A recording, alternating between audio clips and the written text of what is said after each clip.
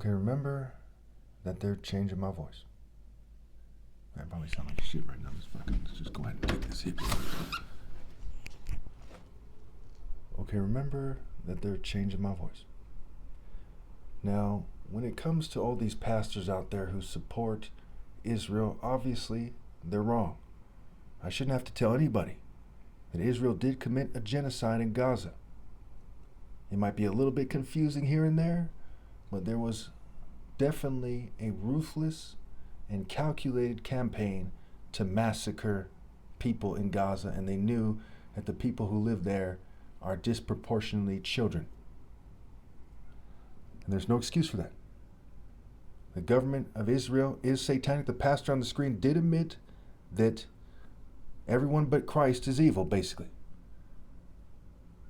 Now, he didn't admit that I'm Christ, but he said that everyone who is a human being on this planet, obviously he doesn't know about me, unless he does and he's playing stupid, right?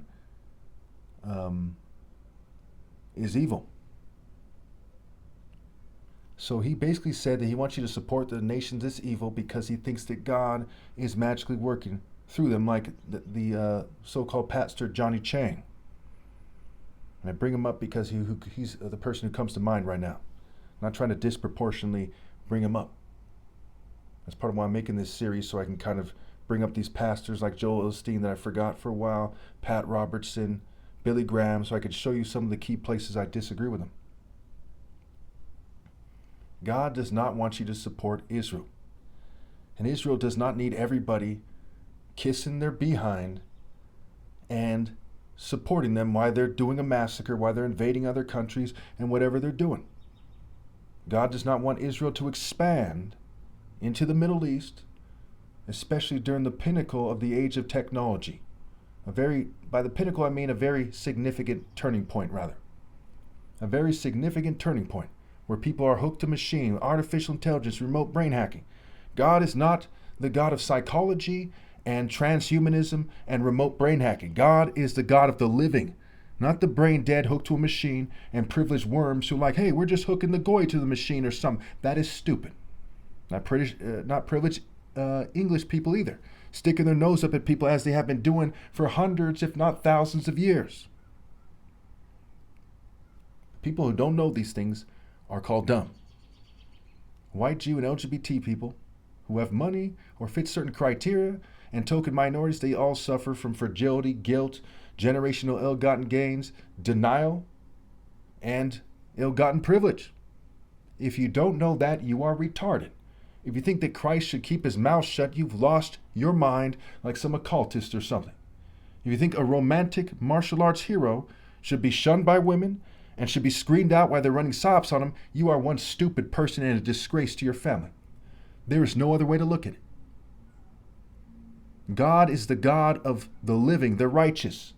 He gives you a spirit of sound judgment, of discernment, of discipline. Now, I'm not saying this to bash the Jews. I'm saying this to bring clarity. If you are the enemy of God, you deserve to go to hell, Jew or Gentile alike. I was even engaged to a female who may very well be, and I do believe she was a crypto Jew or something. She was part white, part Greek, probably part crypto Jew. I'm not racist. If I had known that at the time, it wouldn't change a damn thing. I didn't care what race she is, and I don't care what race she is now. I judge people by the content of the character. I judge people as they're supposed to be judged. How can a society that heard those words, that phrase, right, judging people by the content of their character, then turn around and first consider whether or not they're Israeli or Jewish or whatever, or black Hebrew Israelite? That's called being a complete idiot. How can you hear the truth and see it plain as day and then be confused by these cheap tactics of the devil? Stupid. I expect more from all of you. And the person who would correct themselves in time and obey God through me in time before my flesh dies in a timely fashion, and that is God disciplining the one he loves. And those who would not are being destroyed by the truth, as they should be.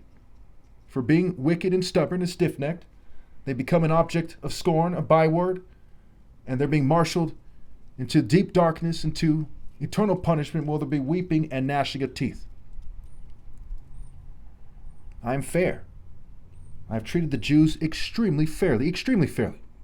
I've treated the Gentiles extremely fairly.